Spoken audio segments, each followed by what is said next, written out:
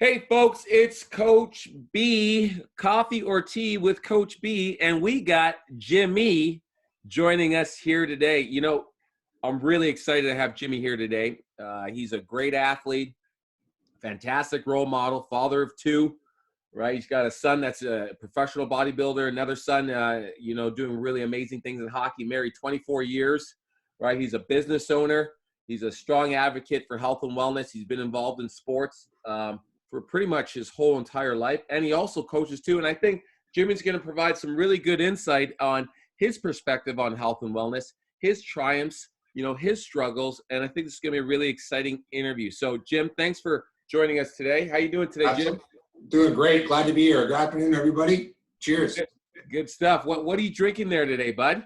What do you got? It's good old-fashioned, old-school, plain black coffee. That's it. Old school black coffee. Yeah, you go black, folks, you don't go back. You heard it before. Yeah. Exactly. Coach B's got some coffee too. I know those that have been watching. I've changed it up this week, folks. There's no tea today. Coach is having black coffee himself. Black coffee, no water, just old school black coffee. So cheers, Jim. Cheers, pal. Great to see you. Good stuff, man. All right, let's have a little sipperoo. Oh, I said I was drinking black. I didn't say I was a fan of it though. All right, Jim. So, Jim, tell us a bit about yourself. Obviously you've been coming to the gym. I think you might be going your second year, or maybe you just finished your first. Just finished the first year. Started around probably the end of April last year. Okay. So tell us why you exercise and why do you go to the gym? Because, a lot of people are watching this. They don't work out. They don't exercise. Yeah. They have all the excuses in the world not to work out, yeah. Right? But obviously you at age 51, I believe. Yep. Right? Yep. You completed a Spartan race, which is pretty incredible. We'll get into that later on. Why do you work out and what motivates you to take care of yourself? It's a good question. I think a lot of it is, you touched on earlier, where I've sort of played competitive sports all the way through. And then once you kind of get older, you still play kind of recreational sports. And I just find going to the gym, continuing to work out, going down that path kind of really gets the competitive, I guess, nature that's kind of in you. That keeps it going. So I find, that kind of what gets you started. And then I think what keeps you going is kind of the gym atmosphere, the people that are there, everybody you work out with, the environment. And I think that's what kind of keeps it going and keeps it interesting. At the end of the day, you got to enjoy it. It can't be seen as a chore. It can't be seen as sort of like something you feel like you have to do. Yeah, I think you have to do it, but you certainly should want to do it, and you should really enjoy it, regardless of what that is. I enjoy your gym, enjoy the people there. Somebody else, it might be biking, somebody else, it might be running, swimming, whatever the case may be, but it's got to be something that you enjoy and really, really have a great time at it. Okay, good. Jim, tell us a little bit about yourself growing up. Like when you were younger, did you play sports? Were you introduced to sports? Were you never really involved in sports and you picked it up later on? Kelly was a great example of that. She only played a little bit of basketball, a little bit of, volleyball, but she really became active later on in her life. What was it like for you growing up when it came to health and wellness? Was your family known to be healthy? Do you come from a family of obesity, diabetes, high cholesterol? Tell us a bit about what it was like being young, being introduced to sport, your health, and health around you as a family. That's a good question. I think from my perspective, we were kind of an athletic family. I wouldn't say we're health and wellness. We were, I would say, East Coast Irish Scottish wellness. So where you boiled everything. What exactly does that mean? Well, nothing. I know you were born in Newfoundland. Yeah, it was all meat and potatoes and boil the hell out of everything. So the carrots and cabbage, everything all tasted the same. Put it all in one big pot. I wouldn't say it was a health and wellness environment, but it was a sport environment. So I was brought up and kind of introduced to hockey at a young age, introduced to soccer at a young age, and sort of played those at sort of the community rep level, kind of all the way through. And then once you kind of hit school and high school, you still play, like the rugbies and the volleyballs, like you still play the high school sports as well. So you sort of stayed active in that, but not as serious or not as much of a commitment. So more of a high school commitment. So, and then that sort of carried on after school. I sort of kept playing at sort of the highest level possible for both hockey and soccer at the time. So Yeah. And how high did you get for soccer and hockey? Hockey was more like a AA level. Soccer, it was probably not the highest levels till I was an adult, where you started playing sort of like the multi-jurisdictional type league back then, which is kind of like the OSL league now. So that was kind of the levels that we got into. That sort of community amateur provincial level, I guess, would be the Nice. so, Now, Jim, when I was reading your bio, I noticed something very interesting. So Mhm. you've always been playing, soccer and hockey. You're still doing it in your adult life, Yeah. which is great, and you're even coaching, which is fantastic. And you did a lot in your 30s, but it wasn't until later on in your life that you started to adopt the gym setting, right? Right. Why did you transition into the gym setting and not remove from sports, but also put that in? Because I know there's a lot of people Yeah. watching this right now, and it's a constant battle I have, where they're engaged in sport and they believe, you know what, because I'm playing sport, I'm being physically active and that's good enough. But I always say they're using their body, but they're not utilizing it. There's no strength and conditioning programming that they're doing, especially, when you're at our age or your age, where you're going to have muscle issues, tendon issues, ligament issues, right? And you got to be like really building the foundation so that you can continue to enjoy that sport, because there are people who believe sport is enough to stay in shape. And I believe that's only Right. true when you're like 35 and below. But once you start getting older, you start doing high impact sports, or you start doing sports with the same movement patterns over and over again, that's when you're going to get the injuries, right? Yeah. But I've noticed that you picked up gym later on. Why did you do that? Actually, I'm probably a testament to that. I would say I was very active in the gym in my teens and my early 20s. Members of health clubs, and did a lot of squash, racquetball, things along that line. I would go to the gym 4 or 5 times a week. And then you get married, and the kids come, and then that all of a sudden you start to change your priority. And you said it all the time. You always have to prioritize yourself. And it's almost like, I don't know, are we always the people that go into debt first to get yourself out? You're told not to, but you do. It's almost like you have to go through it in order to understand how important it is. Mm-hmm. So I would say it was kind of after the kids were born and started to grow up. Then you start to get a little more time back to yourself. You're like, okay, I'm going to start to get back into this again. For me, it was really related to probably my oldest boy, Hayden, who at around 15, 16, took advantage of the good life, teenage into the summer, they go for free from 10 till 2. And he actually stuck with it. So he started working out quite a bit, got into the gym routine, probably for several years. I'm like so started to talk to him a little bit. And you're like, oh, no, here's another way. As your kids get older, everybody that has older kids, you connect on certain levels, but then you lose some connection. So I thought, you know what, this will be a good way to keep connected and stay connected. As he sort of got more into it, I said, I'm going to start to get back into it. And that's really what got me back into it to the level I'm at your gym now. So where you're Nice. So you're inspired. Your son inspired you to get back totally. and get active again. 100%. And I would say I was always active, still played sports and everything, but not to the commitment level I'm doing now. So Yeah.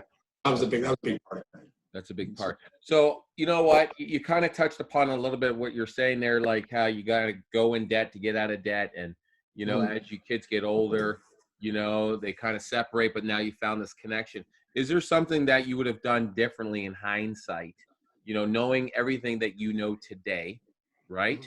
Because then I think of somebody like a Kelly in our older interviews who has young kids or had younger kids and always kept herself as a top priority, still a busy mom, still traveled very far to work and to the gym, never lost sight of that. Is there something you would have done differently knowing what you know now, or would you still keep it the same? You know what? There's still a lot of things I would keep the same. I would say between my wife and I with our kids, we're more about experiences than we are about owning Materials. Things and material stuff. So it was kind of about vacations. It was making sure the boys had, access to sports. I was big into sports, so you kind of influenced them. And luckily, they got into it. I don't know what I would have done had they not. You would have had to figure out another way to connect, but I'm glad they did. Glad they were passionate about it and stayed with it.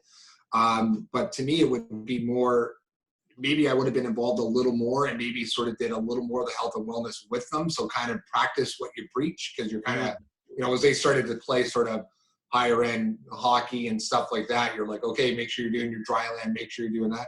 If I went back, I probably should have done it with them. So I should have said, okay, your dry land routine, let's go, let's hit the park, and we're gonna run hills for 30 minutes. We're gonna do, a set of routines and weights and stuff like that. And I didn't do that. So that's probably the biggest thing I would change. Maybe got it more involved with them on that level. I coached and was, coached a lot of their teams, so certainly was involved, but maybe would have got more on the wellness side. But and I don't think I want to change too much. Yeah. So, cool. So Jim, I mean, your weight, you've struggled with it. You've gone up, you've gone down, you've gone down, you've gone up. Talk to us, the viewers at home, the struggle with weight, and then tell us the times when, when you're really focused on what you've been doing to go down, and then tell us the pitfalls people need to look out for of making sure they don't go back up. Because I find in this situation, everybody has a unique story, even including myself, right? When I just finished retiring from playing professional football, right? I was a wide receiver. So a wide receiver is a very high demanding position to play, right? You're just sprinting all day long. So my calorie intake back then was 15,000 calories, which was quite normal, right? For a guy at my level. But when I retired, I was still eating 15,000 calories. Right. And it wasn't until a year later, I saw a picture of myself from, I think I might have went to St. Lucia. I don't remember.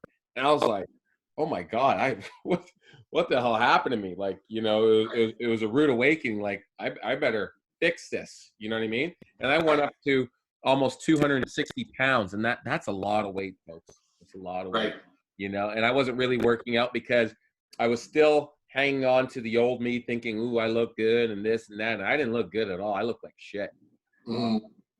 Talk to us about challenges with weight loss.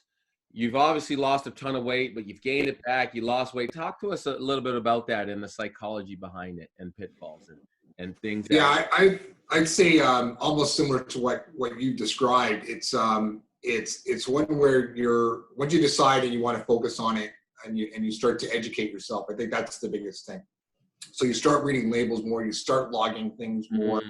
When I do that, that's when I have the most success. So you're using MyFitnessPal. You're scanning stuff. You're like, okay, if I have that, then this is what that's going to equal. Then I got to make sure I get rid of this. I think that's a big part. When I'm really focused on that, that's when I have the most success. You end up with the most energy at the gym. That's your workouts tend to be better. It kind of all connects.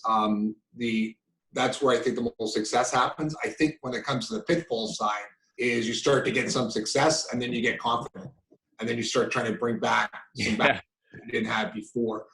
For me, that's one. For me, it's also business travel. It's much more challenging to eat right when you're traveling for business, and it's not so much the food, because believe it or not, I think restaurants are probably better now than they've ever have been. Yeah, options and trying to do things. I would agree. Yep, like way better than they were 10 years ago, right? So it's not that; it's the routine.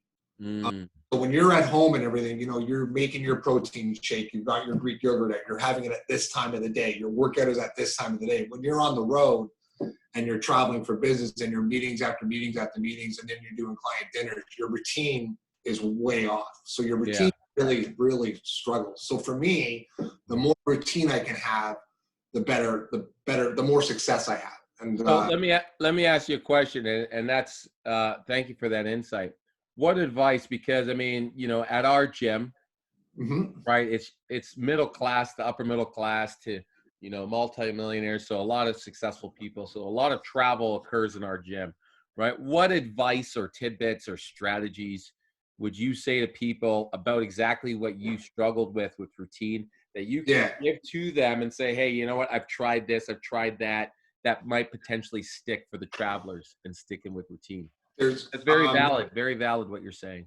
So what you end up doing is you end up you stick to the restaurants, So Subway's a big thing for me when you're traveling. One, stick to what you know. Yep. Yeah, it's still processed foods and stuff like that. But you know what? You can get a salad. It doesn't have to be a bun. You're getting routine.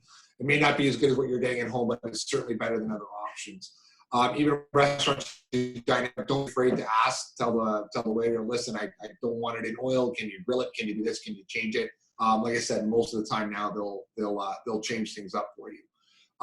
If you're at a hotel in the morning, I would say that sort of some of the better, they're not the higher end hotels, because the higher end hotels actually don't have those sort of breakfast bars. So those mid-range ones like the Holiday Selects and stuff like that, Holiday Inns, they have like a pretty good breakfast bar, but they're actually pretty nutritional. And you bring baggies with you. You can take a couple boiled eggs with you. That can become your lunch. So there's things you can kind of start to figure out as you go and try to create your own routines on the road. It's a lot. I'm not saying it's easy. It's a lot more of a challenge, but you can do it. It just takes a lot more work. Got you. Okay, thank you for that. Jim, we just got a question from one of our viewers. And the question goes like this. Jim, can you briefly describe your transformation journey, not only physically, but mentally and spiritually, and how that transformation changed your life inside and out? Oh boy, it's pretty. It's from one of our viewers. That was all right. I'll tell you, there's a couple of things. So I talked about earlier. The physical part, I talked a little bit about that and touched on, the routines and kind of watching what you're doing. The mental part, spiritual part, I'm not too spiritual, but I would associate that with the mental side. I would say, you got to find it. You got to keep working at it. You got to find something you love and get passionate about. And I think the other one is like finding that place that has that fit and you just feel right about it, where you have like people. So I think that's where your place in your gym comes in. So it's one thing to say, okay, I'm going to go work out, and you go and you start finding places. And I described it to my wife almost similar to when we found the daycare for our kids. You look at like 8 or 9 daycares and you walk into one, you go, this is the place. Yeah, we know. It's like buying a home. There's a vibe here. And I think your place is like that. So, I touched on when I talked to you before, when it comes to that motivation side, there's so many different personalities and people in the gym. You can look to like the Seans and the Gafers and Stephs and James that just their work rate is off the chart. So you're like, okay, they're working hard. I've got to work hard. You don't want to compete with them. You're competing with yourself. But if they're working hard, you're going to work hard. You're not going to stop. But I also even looked at like the Gillespies, who are still kicking butt and taking names in their 60s. Like you look at that, kind of makes you that changes you mentally. That gives you some sort of mental toughness. I look at Eric and Kelly. They got 3 kids at the busiest stage I think kids can be at when you've got 3 of them, yet they still come all the time. And even right to somebody like, I think I touched on this before and I've talked to her about it, but Kathy Hall, when she told her story about recovery from cancer, it's like, oh my God, if she can do that, and you can't find time to come here, like that's crazy. So that's kind of the mental side of it. I think it's kind of like the people you connect with, the people you meet, that's what keeps you going, and that's what keeps that mental strength going. I think that's what really differentiate what we do at your place versus another place. How my son does, he gets up in the morning and goes to the rec center and does his own thing on his own. I could never do that. Yeah. I could never. My mental side, I flounder on that side.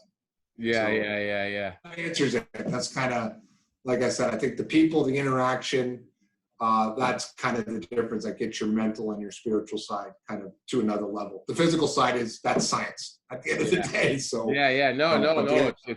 It's really good advice. No, I appreciate it. Okay, good.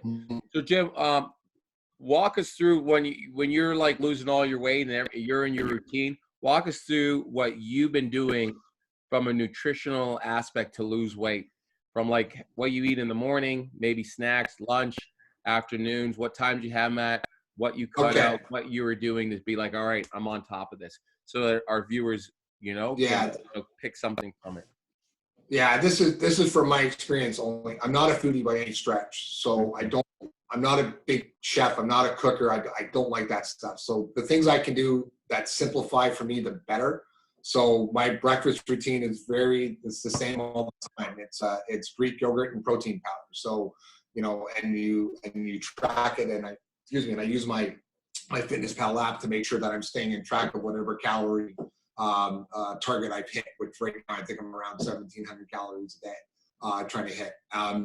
At lunch or a snack, it'll be a protein shake. So again, you're just trying to increase the protein, watch the sugars. It's amazing. You keep talking about sugar. I try to keep just under 30 grams of sugar, and I'm not adding anything. Like just under 30 grams, like, you know, you eat Greek yogurt, it's everywhere. So even natural sugar, you know, it's hard to keep that under there. But if you keep measuring it, the better off you are. And it's a lot of vegetables. And again, because I'm very simple, I can eat them raw. That doesn't bother me. So a lot of cucumbers, celery, peppers, cut those up. That becomes part of your snack. And then for proteins and stuff for dinners, we do a lot of, like, I'll cook, because again, if Hayden's bulking, like Hayden goes through his bulk season for the whole bodybuilding stuff, he eats a ton. So it's a lot of chicken. So we'll cook pounds of chicken on the grill on a Sunday, and that'll kind of get us through like several days. And that's on a salad and its own, or with something else, or something along that line. And then, but probably the bigger thing is just making sure you're measuring everything and kind of recording everything. But it's very simple. So those are my meals. That's kind of it. Tuna every now and again. Like, it's very, very simple. Things I can open, things I can heat up, and get going. So I don't have the patience or the time, or even the desire to spend 45 minutes making a fancy meal. Like, I see some of the pictures you take on your website with the portobello mushrooms. I'm not doing it. Yeah. So, well, it ain't me cooking it. Let me tell you that. No. I know Sean throws on his apron all the time, and in the kitchen. We know Sean for sure. Yeah, that's not me. That's not me. Yeah. We know what color his underwear too. All right, Jim. So let me ask you a question. Tell us what Pickering Fitness and Wellness Center has meant to you and the people that you train with there. Oh, it's meant quite a bit. I started on a kind of fitness workout regimen probably about a year before I went to your gym, and I was at another one. Just kind of wanted to change. I was talking to Sean. I was working out with my son a little bit, but still working out with my son was great. But it's not, I don't know what it is. I just need a crowd of people. I just need that. And Sean, I think, was at your place. He told me about it. Okay, I'm going to go check it out. And just right away, you just kind of like the atmosphere. You like how hard everybody's working.